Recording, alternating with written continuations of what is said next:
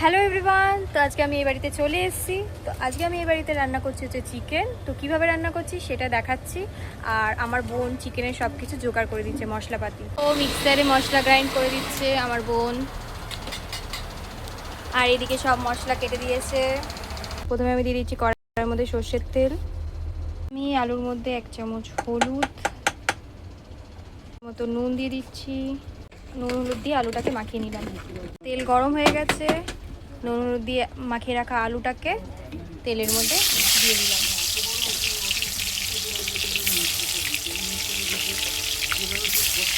ভালো করে ধুয়ে লেবু হলুদ নুন দিয়ে মাখিয়ে রেখে দিয়েছি। আর এদিকে আলু ভাজা হচ্ছে লাল লাল করে আলু ভেজে তুলে নিয়েছি। এর মধ্যেই আমি আরেকটু তেল দিয়ে দিলাম পরিমাণ মতো। আমি দিয়ে দিলাম তেজপাতা। দেওয়ার পরে যে গোটা গরম মশলা দিয়ে দিচ্ছি তেলের মধ্যে। জিরে দিয়ে দিচ্ছি।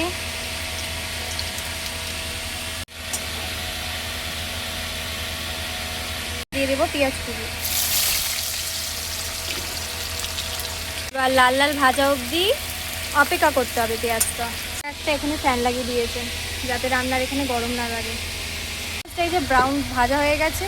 আর এই যে আমার বোন মশলা করে দিয়েছে পেঁয়াজ রসুন আদা টমেটো পেস্ট, সেইটা আমি এর মধ্যে দিয়ে দেব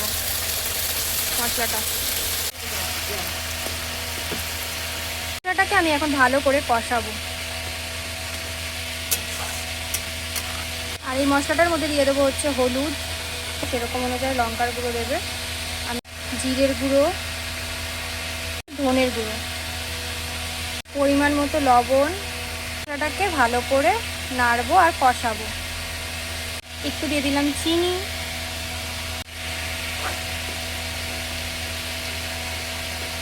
আমি চিকেনগুলো মশলার মধ্যে দিয়ে দিলাম।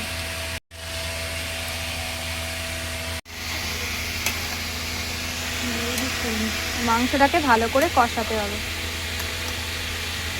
এই হচ্ছে চেরা কাঁচা লঙ্কা, রসুনের কোয়া গোটা, পেঁয়াজ গোটা 3টে এবং গোটা গোটা দিয়ে দিই। এটাকে ভালো করে কষাতে কষে গেছে। এবার আমি জল ঢেলে দিচ্ছি মাংসে। 2-3টে আরও কাঁচা লঙ্কা দিয়ে দিয়েছি আমি এর মধ্যে ঝালের জন্য। লবণ দিয়ে দিচ্ছি আর ভেজে রাখা আলুগুলো এর মধ্যে দিয়ে দিলাম। এটাকে নাড়িয়ে দেবো।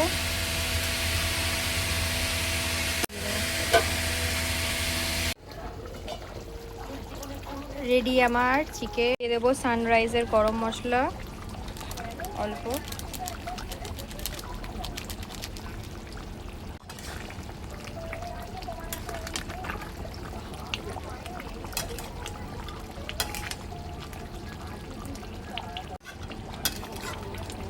রেডি আমার চিকেন। আমি আর আমার বোন নিয়ে নিয়েছি। এবার আমার বোন রিভিউ দেবে কেমন হয়েছে চিকেনটা।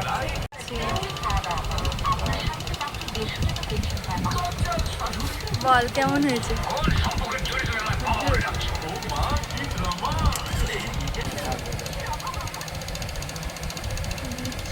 টাটা, দেখা হচ্ছে পরের ভিডিওতে। বাই।